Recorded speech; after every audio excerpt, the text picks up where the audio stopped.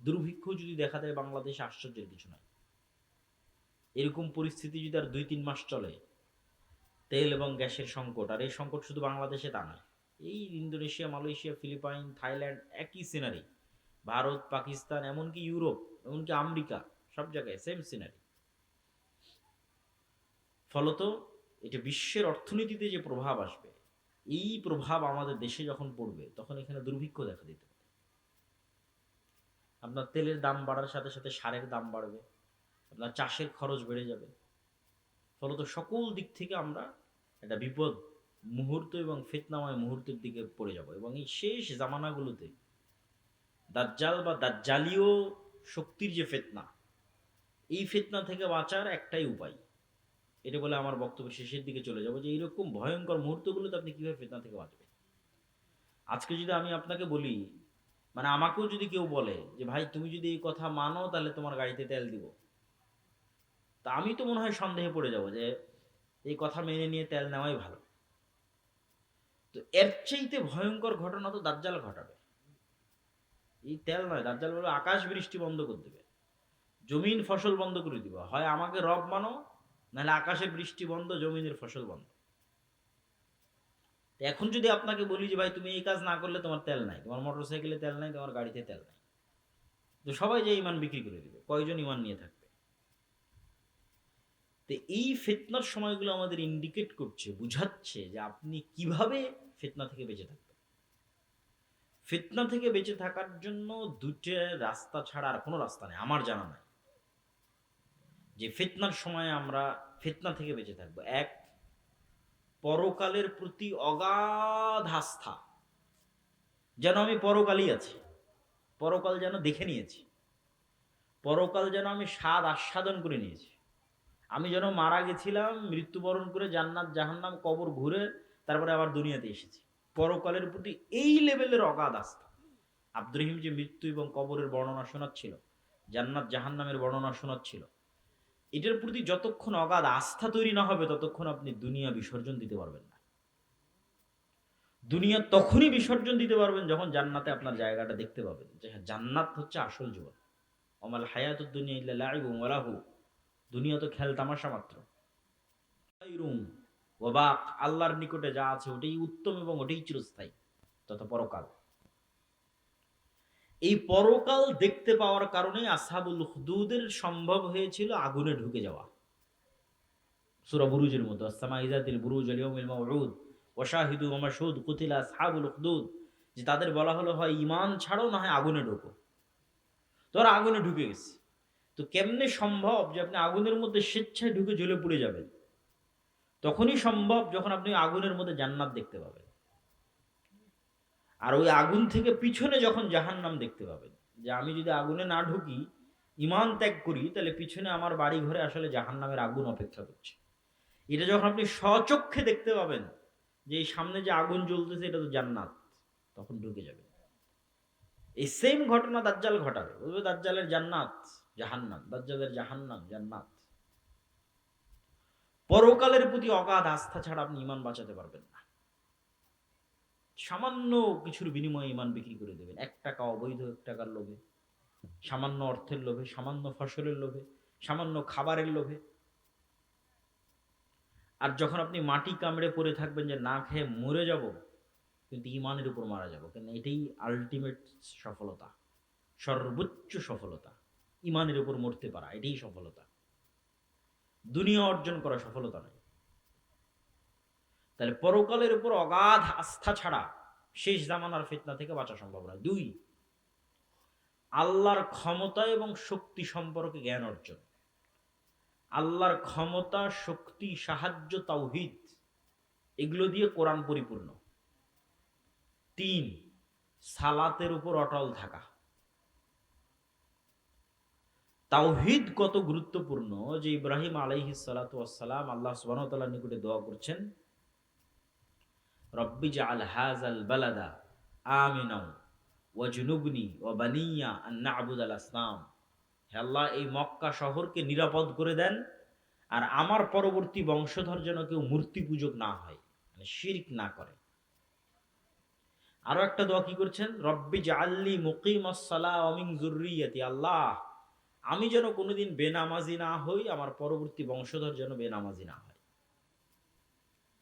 তাহলে পরকালের উপর অগাধ আস্থা, আল্লাহর উপর ঈমান এবং সালাত, এই তিনটে জিনিস যদি মুসলমান মজবুত ভাবে আঁকড়ে ধরে থাকে, তাহলে পৃথিবীর কোনো শক্তি মুসলমানদের পরাজিত করতে পারবে না। পরাজিত করতে না পারা মানে এই নয় যে আপনাকে ক্ষমতার থেকে ফেলে দিল।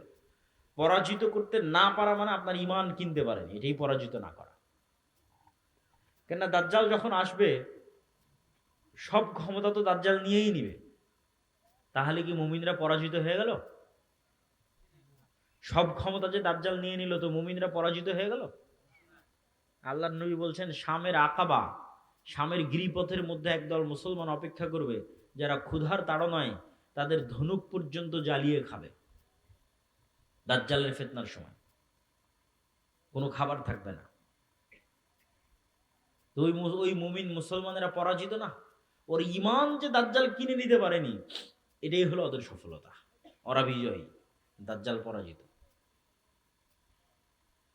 তো আপনি সালাতের উপর অটল আছেন, ঈমানের উপর অটল আছেন, এবং পরকাল দেখতে পাচ্ছেন, এবং পরকালের কারণে দুনিয়ার যে কোনো কিছু আপনি বিসর্জন দিতে পারেন জান্নাতের জন্য। এটার উপর যতক্ষণ অটল থাকতে পারবেন, ততক্ষণ আপনি ফিতনা মুক্ত থাকবেন, ফিতনা যত বড়ই হোক, শেষ জামানার ফিতনা হোক আর শুরুর জামানার ফিতনা হোক। কেননা মৃত্যু মুসলমানদের কাছে একটি কাঙ্ক্ষিত বিষয়। মৃত্যু মুসলমানদের কাছে অকাল নয়, মৃত্যু মুসলমানদের কাছে ভীতির নয়, মৃত্যু মুসলমানদের কাছে ছটপট করে বাঁচার জন্য নয়, মৃত্যু মুসলমানদের কাছে অগ্রিম প্রস্তুতি, মরা ব্যর্থতা নয়। যারে 200 মানুষ মারা গেল, 5000 মানুষ মারা গেল, 72,000 মানুষ গাজায় মারা গেছে, এটা ব্যর্থতা নয়। মরার জন্যই তো পৃথিবীতে আসা হয়েছে। পৃথিবীতে তো আমরা এসেইছি মরার জন্য। যদি মরা এতই ভয়ঙ্কর ভয়াবহ কিছু হতো, তাহলে সাহাবীরা আর জিহাদ করতেন না, রাসূল সাল্লাল্লাহু আলাইহি ওয়াসাল্লাম আর জিহাদ করতেন না, যুদ্ধ করতেন না, শহীদ হতেন না। যুদ্ধ অবতীর্ণই হয়েছে শহীদ হওয়ার জন্য। তাহলে মৃত্যু অত্যন্ত স্বাভাবিক এবং অতিকাঙ্ক্ষিত একটি বিষয়, যদি সেটি নাফসে মুতমাইন্না হয়। ইরজিই ইলা রাব্বিকি রাযিয়াতাম মারজিয়া, যে প্রস্তুত আল্লাহর সাথে সাক্ষাতের জন্য, যে প্রস্তুত আল্লাহর কাছে ফিরে যাওয়ার জন্য। অর্থ এটাই আনন্দ যে সে মৃত্যুবরণ করবে, এটাই তো আনন্দ। কেন আজ থেকে 10 দিন পর তো মৃত্যুবরণ করতেই হবে, আজ থেকে 50 দিন পর তো মৃত্যুবরণ করতেই হবে। তাহলে মৃত্যুর ভয়ে মুসলমান কিছু করে ফেলবে, এটা অসম্ভব। বরং মুসলমান মৃত্যুকেই আলিঙ্গন করবে, কিন্তু তার ঈমান, তার সালাত, তার পরকালের প্রতি বিশ্বাস, এগুলো বিসর্জন দিবে না, এটাই শান্তি। এই জন্য 1 টাকাও অবৈধ অর্থের প্রতি লোভ থাকা যাবে না। আপনার যদি 1 টাকা অবৈধ অর্থের প্রতি লোভ থাকে, আপনি পৃথিবীর এই ফিতনা থেকে বাঁচতে পারবেন না। দাজ্জালের ফিতনা থেকে বাঁচা আপনার পক্ষে সম্ভব নয়। কেন আপনি ওই 1 টাকা অবৈধভাবে উপার্জন করেছেন, মানে আপনি 1 টাকার কাছে বিক্রি হয়ে যাবেন। এই জন্য আপনি 1 টাকা অবৈধভাবে উপার্জন করেছেন।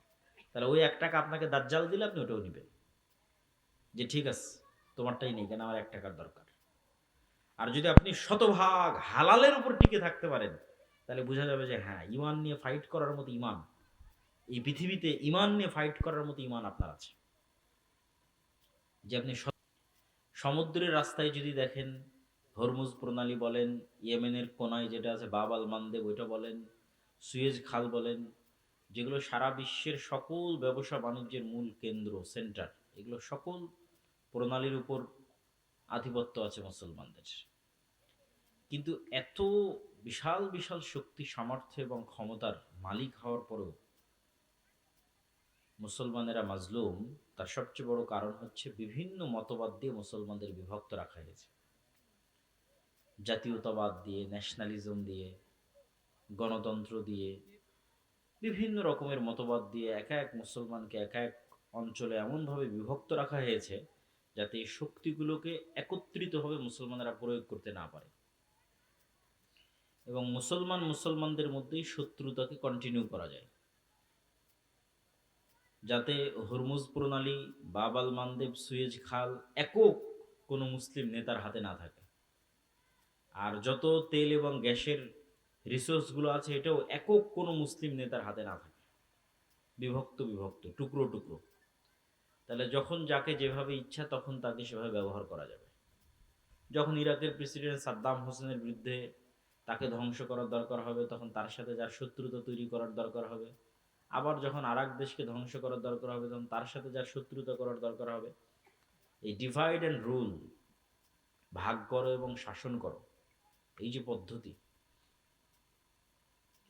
তো পৃথিবীর সকল সম্ভাবনা থাকার পরেও মুসলমানরা সবচেয়ে অসহায় এবং সবচেয়ে মাজলুম। তার অন্যতম একটি কারণ হচ্ছে যে সমস্ত ভ্রান্ত মতবাদ দিয়ে মুসলমানদের বিভক্ত রাখা হয়েছে, সেই ভ্রান্ত মতবাদগুলো। এবং দ্বিতীয় আরেকটি বড় কারণ, যদিও ইদানিং বহু বক্তব্যে আমি দাজ্জাল, ইমাম মাহদি, ইয়াজুজ মাজুজ এগুলো নিয়ে আলোচনা করেছি, সেক্ষেত্রে আমি দেখেছি মানুষের মধ্যে একটা মনের ইচ্ছা লক্ষ্য করা যায় যে মানুষ, আমার ধারণা যে সাধারণ মুসলমানদের যদি এই অবস্থা হয়, তাহলে অন্য সব জায়গায় সকলের একই অবস্থা, যে সবাই এই মনে করে বসে আছে যে হ্যাঁ, আমার তো কিছু করার দরকার নাই, ইমাম মাহদি আসবে, উনিই সব করবে, ঈসা আলাইহিস সালাম আসবে, উনিই সব করবে। তাহলে অন্য মুসলমানদের আর মুসলিম নেতাদের আর কোনো করণীয় নাই। এই চিন্তা যদি সুলতান মোহাম্মদ আল ফাতেহ করতেন, তাহলে উনি মাটির উপর, পাহাড়ের উপর দিয়ে জাহাজ চালাতে পারতেন না। উনি কিন্তু ইস্তাম্বুল বিজয় করার সময় মাটির উপর দিয়ে জাহাজ চালাইছে, পানির উপর দিয়ে নয়। মানে যখন সকল রাস্তা বন্ধ হয়ে গেছে, যখন সবাই হাল ছেড়ে দিয়েছে যে না, এবারও ইস্তাম্বুল বিজয় সম্ভব নয়, ইস্তাম্বুল বিজয় করার জন্য, তুরস্ক বিজয় করার জন্য একদম আল্লাহর নবীর যুগ থেকে সুলতান মোহাম্মদ আল ফাতেহের যুগ পর্যন্ত অসংখ্য মুজাহিদ বাহিনী চেষ্টা করেছে, কেউ পারেনি। কেন? এটা খ্রিস্টানদের সবচেয়ে, যেমন আজকের ইতালির রাজধানী রোম, এরকম বাইজেন্টাইন এম্পায়ারের রাজধানী হচ্ছে তুরস্কের রাজধানী কনস্টান্টিনোপল, কুস্তুনতুনিয়া, ইস্তাম্বুল। এটা বিজয় করা এত সহজ নয়।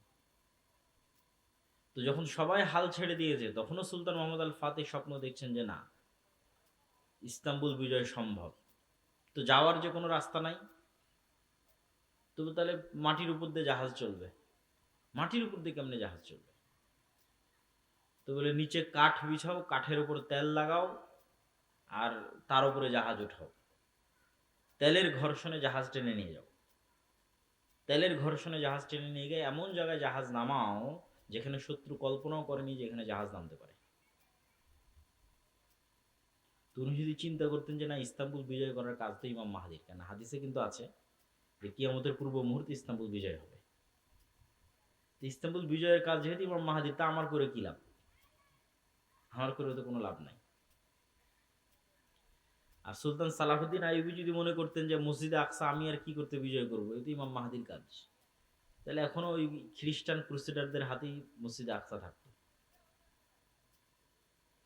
তো রাসূলুল্লাহ সাল্লাল্লাহু আলাইহি ওয়াসাল্লাম আমাদের যে থিওরি শিখিয়েছেন, সেই থিওরিটা হচ্ছে, তোমরা যদি দেখো যে সূর্য পশ্চিম দিকে ঠিকই উঠে গেছে, মানে কিয়ামত হয়ে গেছে, তারপরেও যদি তোমার হাতে একটা গাছের চারা থাকে, তাহলে ওটাকে লাগাও। এর নাম হচ্ছে প্রোডাক্টিভিটি। মানে অলস হাত ছেড়ে দিয়ে বসার কোনো সুযোগ নেই। সদা সর্বদা নিজের সময়কে কাজে লাগানো, উঁচু হিম্মত, সৎ সাহস এবং নেতৃত্বের গুণ, এটা কাজে লাগিয়ে সামনের দিকে এগিয়ে যাওয়া। জি না, আপনি হাতের সাথে হাত লাগিয়ে বসে বসে রাখলেন, যেখানে পশ্চিম দিকে সূর্য উঠে গেছে, তখন রাসূল সাল্লাল্লাহু আলাইহি ওয়াসাল্লাম বলতেছে না, তোমার হাতে যদি কোনো বীজ থাকে, চারা থাকে, রোপণ করার মতো করো। মানে শেষ সময় পর্যন্ত আমল বা চেষ্টা অব্যাহত রাখতে হবে, এটাই মুসলমানদের কাজ। কেন? কেউ জানে না কখন ইমাম মাহদি আসবে, কখন দাজ্জাল আসবে, কখন কিয়ামত হবে, নির্ধারিত সময় কেউ জানে না। হবে এ কথা ঠিক, হবেই হবে, এটাই নিশ্চিত, কিন্তু ওটার অপেক্ষায় আপনার আর কোনো কাজ নাই, এটা হলো না। তথা আমাদের ইয়াং জেনারেশন, আমাদের মুসলিম উম্মাহ, তাদের কাজ আছে, জ্ঞানে বিজ্ঞানে তাদেরকে সামনের দিকে এগিয়ে যেতে হবে এবং চেষ্টা অব্যাহত রাখতে হবে। যেই মুহূর্তে মুসলমানদের হাতে মোগল সাম্রাজ্য এবং যেই মুহূর্তে ওসমানী খেলাফত, এই সুলতান মোহাম্মদ আল ফাতেহেরই পরবর্তীতে উসমানী খেলাফত আরো বৃহৎ আকার ধারণ করে তুরস্ক থেকে। সেই মুহূর্তে ইউরোপ জ্ঞান এবং বিজ্ঞান চর্চা কেবল শুরু করছে। 1800 শতক, 1700 শতক কেবল জ্ঞান বিজ্ঞানের চর্চা শুরু করেছে। নতুন নতুন কামান, গোলা বারুদ, গুলি, ঠিক আছে, এগুলো, তারপরে যুদ্ধ জাহাজ, এগুলো কেবল নতুন নতুন আবিষ্কার করতেছে। তো তখন যদি মুসলমানেরা, এই উসমানীয় খেলাফতের মুসলমানেরা অথবা ভারতের মোগল শাসকেরা চিন্তা করতে যে না আমরাও জ্ঞান এবং বিজ্ঞানে বিনিয়োগ করব, এরা এটা করেনি। তখন ওই ওসমানী শাসকেরাও এবং মোগল শাসকেরাও এরা সব টাকা পয়সা ব্যয় করেছে বিশাল বিশাল ইমারত তৈরিতে, কারুকার্য খচিত তাজমহল, মসজিদ, আরো প্রাসাদ, ভবন, উন্নত উন্নত ইঞ্জিনিয়ারিং, শৈল্পিক কেমনে বিল্ডিং বানানো যায়, এটার পিছনে সব টাকা পয়সা শেষ করে দিয়েছে। তো তাজমহলের পিছনে যা টাকা ব্যয় করেছে ওই টাকা যদি ভারতের মুসলমানদের সন্তানদের জ্ঞানের পিছনে ব্যয় করা হতো, তাহলে হয়তো মুঘল সাম্রাজ্যের পতন নাও হতে পারতো। আল্লাহ আলম, আল্লাহ ভালো জানে। হয়তো যখন ব্রিটিশরা এই দেশে এসেছিল তখন হয়তো তাদের মতো শক্তি সামর্থ্য মুসলমানদেরও থাকতো লড়াই করার মতো। তো একই অবস্থা আজকে মুসলমানদের বিরাজ করছে। এই যে মুসলমানদের তেল আছে, গ্যাস আছে, টাকা পয়সা আছে, রিসোর্স আছে, সমুদ্রের প্রণালী আছে, কিন্তু এই টাকা পয়সাগুলো মুসলমানরা কি করতেছে? বিশাল বিশাল উঁচু উঁচু বিল্ডিং, পর্যটন খাত, যে আমরা পর্যটন খাতকে উন্নত করব, পর্যটন খাতের পিছনে ব্যয় করব, মানুষ আসবে ঘুরতে, এখান থেকে আমরা ইনকাম করব। এই যেটার পিছনে ব্যয়, জ্ঞান এবং বিজ্ঞান শিখার পিছনে কোনো ব্যয় আছে, কিন্তু ওই মাপের ব্যয় নাই যে না আমার মূল টার্গেট জ্ঞান বিজ্ঞান। কিরকম ভয়াবহ পরিস্থিতির মুখোমুখি হতে পারে মুসলমানেরা, তা তো চোখের সামনেই দেখা যাচ্ছে। তো এই জন্য আমাদেরও নিজ নিজ সাধ্যের জায়গা থেকে যে না হ্যাঁ আমি আমার জায়গা থেকে কি করতে পারি, আমাদেরকেও আমাদের জায়গা থেকে দুটো কাজ করতে হবে। সৎ নেতৃত্ব কিভাবে তৈরি হবে তার প্র্যাকটিস, জ্ঞান এবং বিজ্ঞানে কিভাবে আমরা সামনের দিকে এগিয়ে যাব তার চেষ্টা। আমাদের বিশ্ববিদ্যালয়গুলোর অবস্থা আরো শোচনীয়। আরব বলেন, পারস্য বলেন, তারা তারা মোটামুটি তাও কিছু আছে, আমাদের দেশে তাও না। এখানে অতটুকুও নাই, এখানে শুধু চেতনা বিক্রি হয়, সভাপতি আর সহসভাপতি পদ বিক্রি হয়, আর দলীয় এবং ছাত্র রাজনীতি এবং অস্ত্র, মারামারি, গন্ডগোল, এটাই শেখানো হয়। এবং সেখান থেকে বের হয় চাঁদাবাজ, সেখান থেকে বের হয় সন্ত্রাস, সেখান থেকে বের হয় দুর্নীতিবাজ। দেশের জন্য কিছু করবে এরকম প্রজন্ম তৈরি হয় না। ফলত 52 বছরও এই দেশে বলার মতো কিছু নাই, যে এই দেশের কিছু হয়েছে, কিছু আছে, এরকম নাই। না ডিফেন্স সিস্টেম, না সামরিক খাত, না অন্য আর কোনো জ্ঞান গবেষণা। কোথাও কোথাও বাংলাদেশ বলতে পারবে না যে না এই জায়গায় আমি নিজের পায়ে দাঁড়িয়ে আছি। তো এই যে আমাদের ভয়াবহ অবস্থা, এটার থেকে বের হওয়ার জন্য পড়াশোনা, জ্ঞান বিজ্ঞান এবং নেতৃত্বের গুণাবলীর বিকাশ। নেতৃত্বের গুণাবলীর বিকাশ কিভাবে হবে? আগের বহু বক্তব্যে তুলে ধরা আছে যে সত্যবাদিতা এবং ন্যায়পরায়ণতাই হচ্ছে নেতৃত্ব বিকাশের একমাত্র রাস্তা। যে কোনো মানুষ চিন্তা করবে যে আমি শতভাগ সত্য বলবো এবং শতভাগ ন্যায় প্রতিষ্ঠা করব, সেই নেতা। প্রথমে কোথায় করতে হবে? প্রথমে পরিবারে, তারপরে কোথায় করতে হবে? আশেপাশে। পরিবারে আমি আমার স্ত্রীকে হক দেই না, মানে আমি নেতা নই, আমার মধ্যে নেতৃত্বের যোগ্যতা নাই, আমাকে দিয়ে আল্লাহ সুবহানাহু ওয়া তাআলা নেতৃত্বের খেদমত নেবেন না।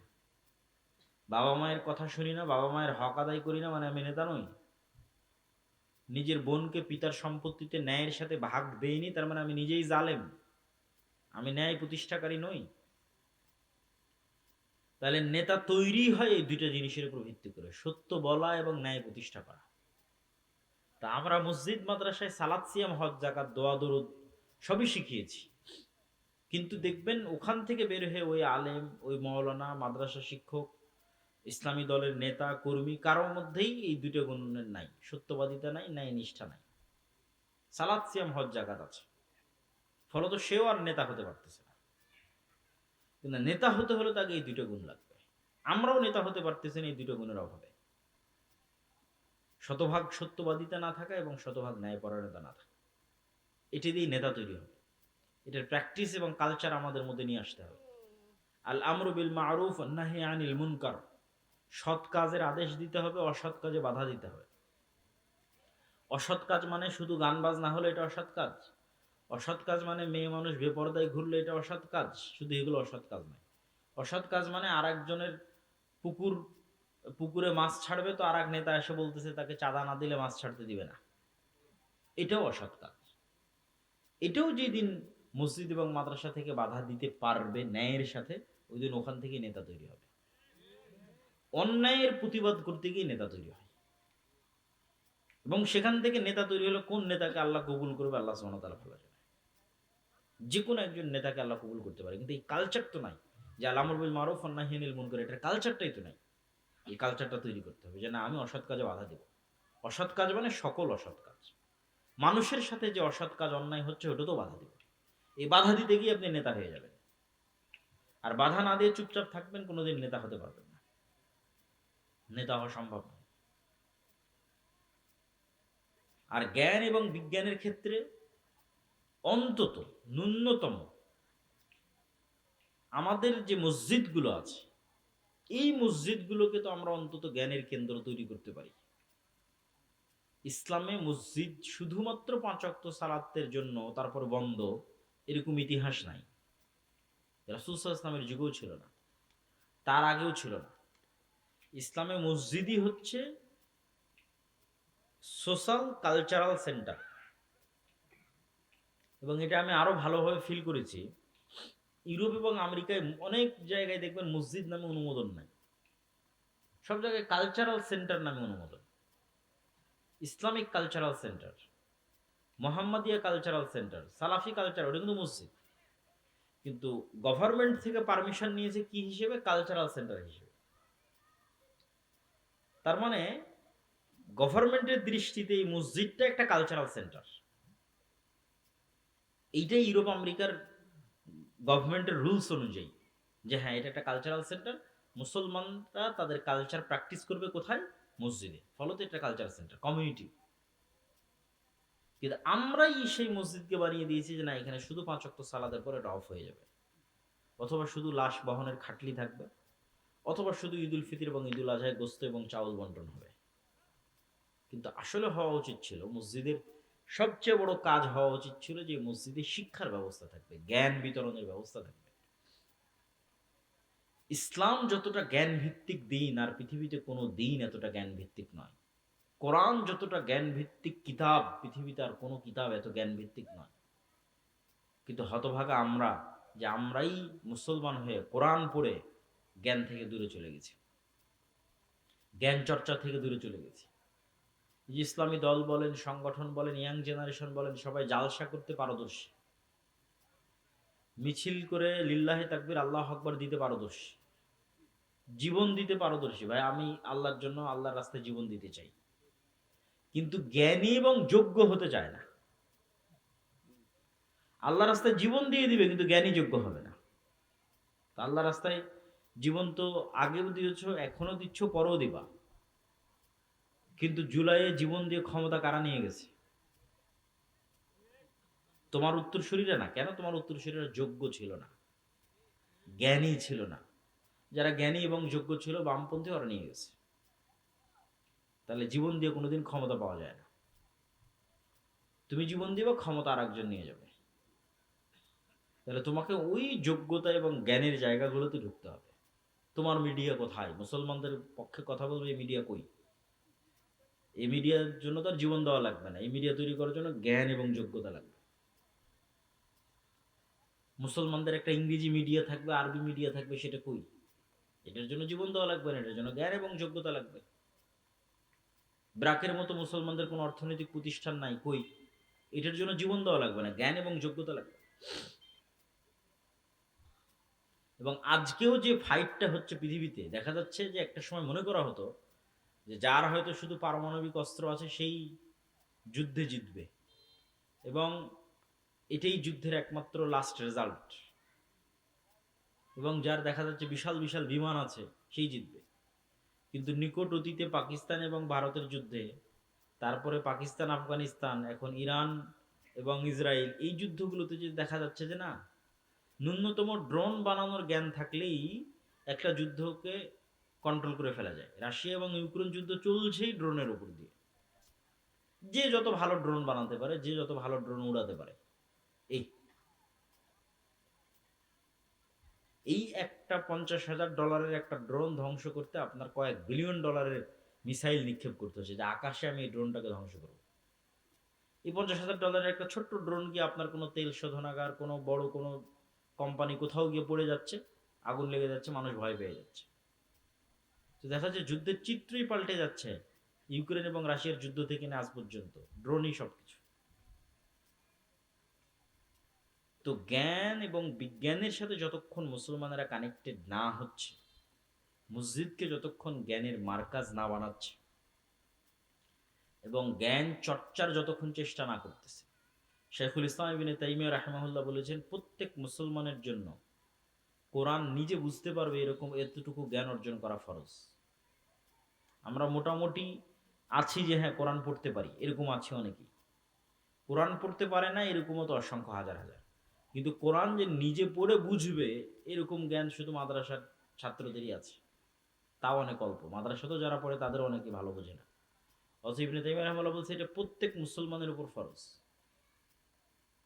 যে সে কোরআন নিজেই বুঝবে, অন্তত আরবিটা বুঝতে পারবে। নাহলে তো পরিবর্তন হবে না। পরিবর্তন হওয়ার জন্যই আল্লাহ কোরআন দিয়েছে, আপনার অন্তরে প্রভাব বিস্তার করার জন্যই আল্লাহ সুবহানাহু ওয়া তাআলা কোরআন দিয়েছে। এটা যদি আপনি যতক্ষণ নিজে ফিল এবং অনুভব না করতে পারবেন, আপনি হেদায়েতের রাস্তা পাবেন না। শেষ জামানায় ইমাম মাহদিদের সময়ে, ঈসা আলাইহিস সালাতু ওয়াস সালামের সময়ে যারা জেরুজালেম বিজয় করবে, ইস্তাম্বুল বিজয় করবে, রোম বিজয় করবে, ভারত বিজয় করবে, এরকম দেশগুলো যারা বিজয় করবে, তারা ওই মানের ইমান কোথায় থেকে সংগ্রহ করবে? নবী তো নাই, মুহাম্মদ সাল্লাল্লাহু আলাইহি ওয়াসাল্লাম তো নাই, সাহাবীরা তো নাই, কিন্তু ওদের ইমান সাহাবীদের মতোই হবে, সাহাবীদের কাছাকাছি হবে। মদিনার সর্বশ্রেষ্ঠ ইমানওয়ালা মানুষগুলো বের হয়ে আসবে। কেমনে তারা ইমানটা তৈরি করবে? কোরআন দিয়ে। কোরআনের সংস্পর্শে তাদের ইমানের লেভেল ওই জায়গায় পৌঁছে যাবে।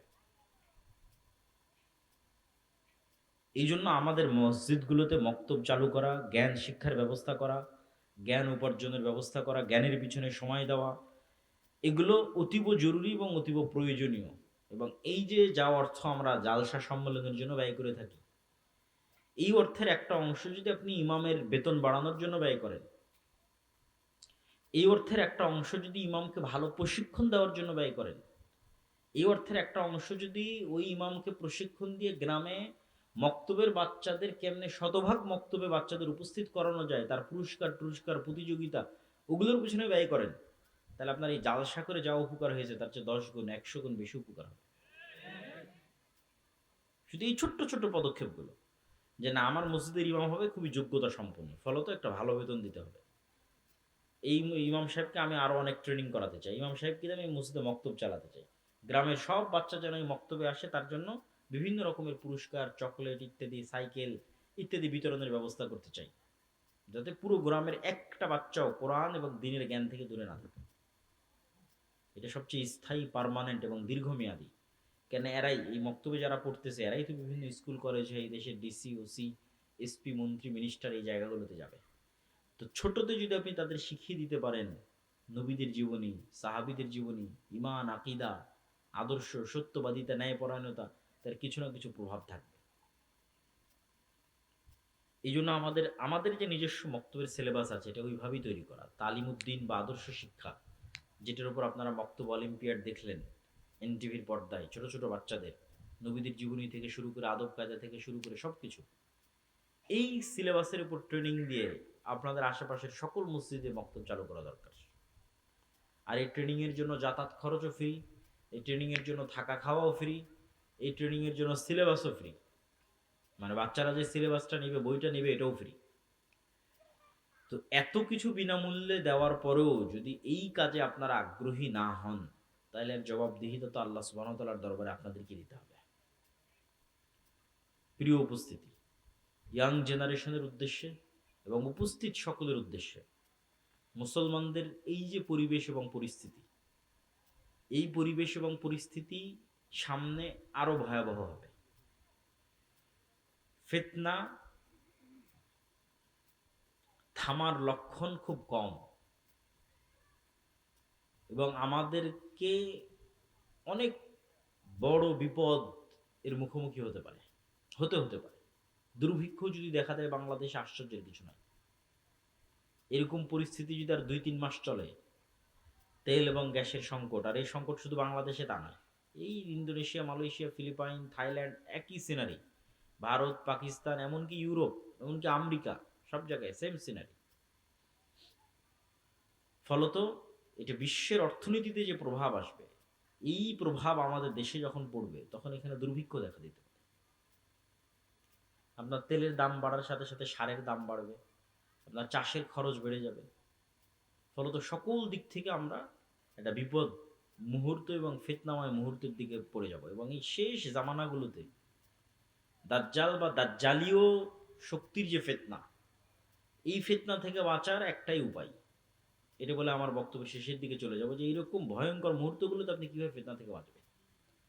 আজকে যদি আমি আপনাকে বলি, মানে আমাকেও যদি কেউ বলে যে ভাই তুমি যদি এই কথা মানো তাহলে তোমার গাড়িতে তেল দিব, তা আমি তো মনে হয় সন্দেহে পড়ে যাব যে এই কথা মেনে নিয়ে তেল নেওয়াই ভালো।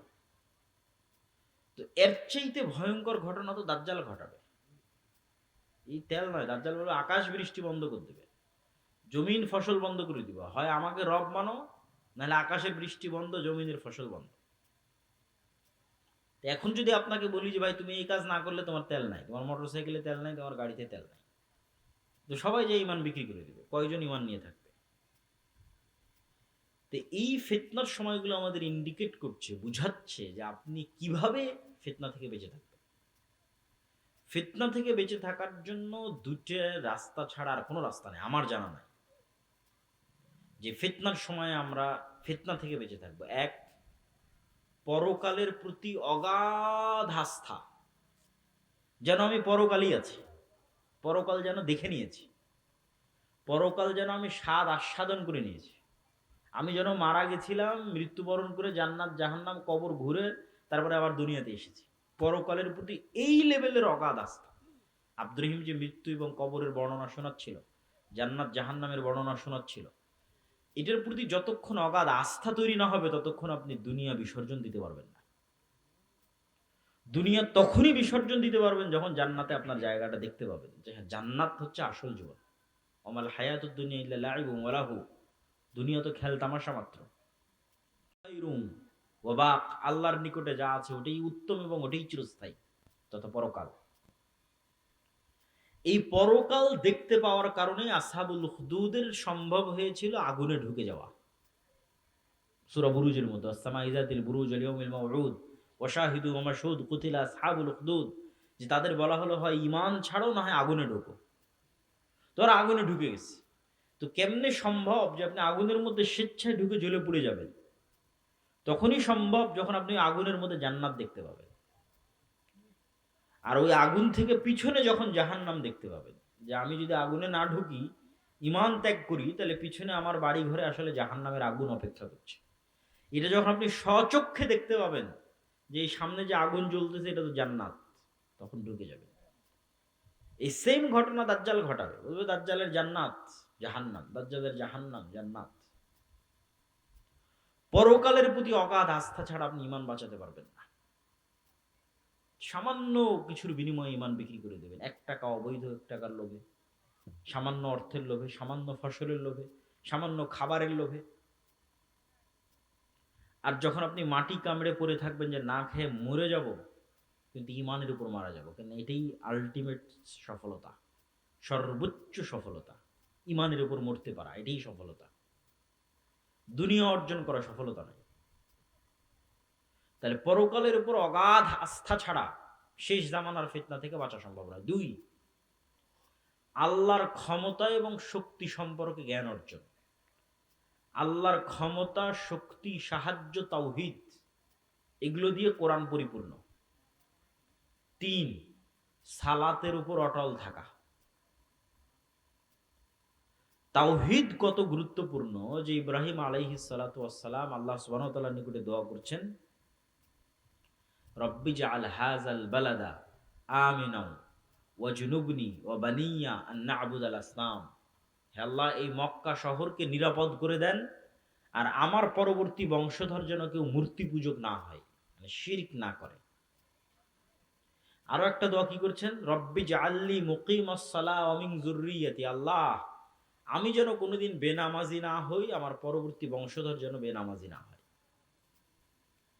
তাহলে পরকালের উপর অগাধ আস্থা, আল্লাহর উপর ঈমান এবং সালাত, এই 3টে জিনিস যদি মুসলমান মজবুত ভাবে আঁকড়ে ধরে থাকে, তাহলে পৃথিবীর কোনো শক্তি মুসলমানদের পরাজিত করতে পারবে না।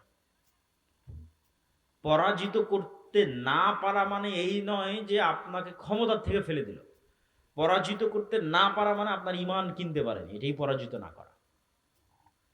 কেননা দাজ্জাল যখন আসবে, সব ক্ষমতা তো দাজ্জাল নিয়েই নিবে। তাহলে কি মুমিনরা পরাজিত হয়ে গেল? সব ক্ষমতা যে দাজ্জাল নিয়ে নিল, তো মুমিনরা পরাজিত হয়ে গেল? আল্লাহর নবী বলছেন, শামের আকাবা, শামের গিরিপথের মধ্যে একদল মুসলমান অপেক্ষা করবে, যারা ক্ষুধার তাড়নায় তাদের ধনুক পর্যন্ত জ্বালিয়ে খাবে।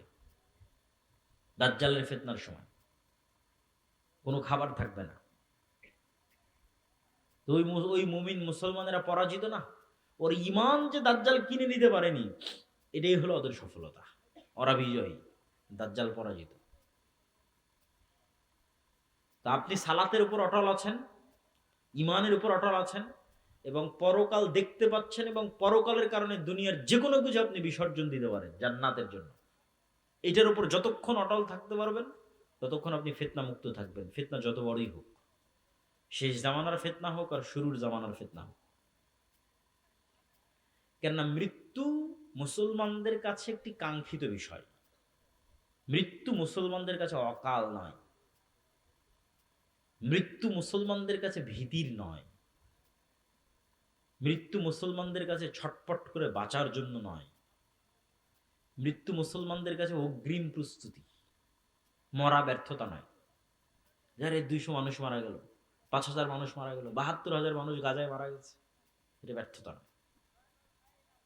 মরার জন্যই তো পৃথিবীতে আসা হয়েছে। পৃথিবীতে তো আমরা এসেইছি মরার জন্য। যদি মরা এতই ভয়ঙ্কর ভয়াবহ কিছু হতো, তাহলে সাহাবীরা আর জিহাদ করতেন না, রাসূল সাল্লাল্লাহু আলাইহি ওয়াসাল্লাম আর জিহাদ করতেন না, যুদ্ধ করতেন না, শহীদ হতেন না। যুদ্ধ অবতীর্ণই হয়েছে শহীদ হওয়ার জন্য। তাহলে মৃত্যু অত্যন্ত স্বাভাবিক এবং অতিকাঙ্ক্ষিত একটি বিষয়, যদি সেটি নাফসে মুতমাইন্না হয়। ইরজিই ইলা রাব্বিকি রাযিয়াতাম মারজিয়া, যে প্রস্তুত আল্লাহর সাথে সাক্ষাতের জন্য, যে প্রস্তুত আল্লাহর কাছে ফিরে যাওয়ার জন্য। অর্থ এটাই আনন্দ যে সে মৃত্যুবরণ করবে, এটাই তো আনন্দ। কেন আজ থেকে 10 দিন পর তো মৃত্যুবরণ করতেই হবে, আজ থেকে 50 দিন পর তো মৃত্যুবরণ করতেই হবে। তাহলে মৃত্যুর ভয়ে মুসলমান কিছু করে ফেলবে, এটা অসম্ভব। বরং মুসলমান মৃত্যুকেই আলিঙ্গন করবে, কিন্তু তার ঈমান, তার সালাত, তার পরকালের প্রতি বিশ্বাস, এগুলো বিসর্জন দিবে না, এটাই শান্তি। এই জন্য 1 টাকাও অবৈধ অর্থের প্রতি লোভ থাকা যাবে না। আপনার যদি 1 টাকা অবৈধ অর্থের প্রতি লোভ থাকে, আপনি পৃথিবীর এই ফিতনা থেকে বাঁচতে পারবেন না। দাজ্জালের ফিতনা থেকে বাঁচা আপনার পক্ষে সম্ভব নয়। কেন আপনি ওই 1 টাকা অবৈধভাবে উপার্জন করেছেন, মানে আপনি 1 টাকার কাছে বিক্রি হয়ে যাবেন। এই জন্য আপনি 1 টাকা অবৈধভাবে উপার্জন করেছেন। তাহলে ওই 1 টাকা আপনাকে দাজ্জাল দিলে আপনি ওটাও নেবেন, যে ঠিক আছে তোমারটাই নেই, কেন আমার 1 টাকার দরকার। আর যদি আপনি শতভাগ হালালের উপর টিকে থাকতে পারেন, তাহলে বোঝা যাবে যে হ্যাঁ, ঈমান নিয়ে ফাইট করার মতো ঈমান, এই পৃথিবীতে ঈমান নিয়ে ফাইট করার মতো ঈমান আপনার আছে, যে আপনি শতভাগ হালালের উপর টিকে আছেন এবং হারামের ফাঁদে পা দেননি। তো আমি আমার বক্তব্য দীর্ঘায়িত করতে চাচ্ছি না। এই সংক্ষিপ্ত আপনাদের জন্য উপদেশ এবং নাসিহার সারমর্ম কি? এই সংক্ষিপ্ত উপদেশ এবং নাসিহার সারমর্ম হচ্ছে, মুসলমানদের জ্ঞান এবং বিজ্ঞানে সামনের দিকে এগিয়ে যেতে হবে, মসজিদগুলোকে জ্ঞানের মারকাজ বানাতে হবে, এবং মসজিদ ভিত্তিক দিন চর্চার চেষ্টা করতে হবে, নেতৃত্বের কালচার তৈরি করতে হবে। আমর বিল মারুফ ওয়ান নাহি আনিল মুনকার, সৎ কাজের আদেশ, অসৎ কাজে বাধা দিতে হবে। অসৎ কাজ মানে সকল ধরনের অসৎ কাজ। নেতা মানে ন্যায়পরায়ণ, সত্যবাদী, এটা হওয়ার কালচার তৈরি করতে হবে। আর শেষ জামানার ফিতনা থেকে বাঁচার জন্য ঈমান, সালাত এবং পরকালের প্রতি অগাধ আস্থা, এই বিশ্বাসগুলো নিয়ে আমাদের পৃথিবী থেকে বিদায় নেওয়ার চেষ্টা করতে হবে। আল্লাহ সুবহানাহু ওয়া তাআলা আমাদের তৌফিক দান করুক। আল্লাহুম্মা আমিন। আপনাদের যদি কোনো প্রশ্ন থাকে, আমি সেই প্রশ্নগুলোর উত্তর দেওয়ার চেষ্টা করব ইনশাআল্লাহ। রাত এই জন্য গভীর করলাম না যে ফজরের সালাতে সবাইকে উঠার চেষ্টা করতে হবে, বলেন ইনশাআল্লাহ। ঈসা আলাইহিস সালাতু ওয়াস সালাম ফজরের সালাতে অবতীর্ণ হবে, তো যে ফজরের সালাতে থাকবে না, অসম্ভব নয় ঈসা আলাইহিস সালামের সাথে সঙ্গী হওয়ার। আল্লাহ কবুল করুক আমাদের, আল্লাহুম্মা আমিন।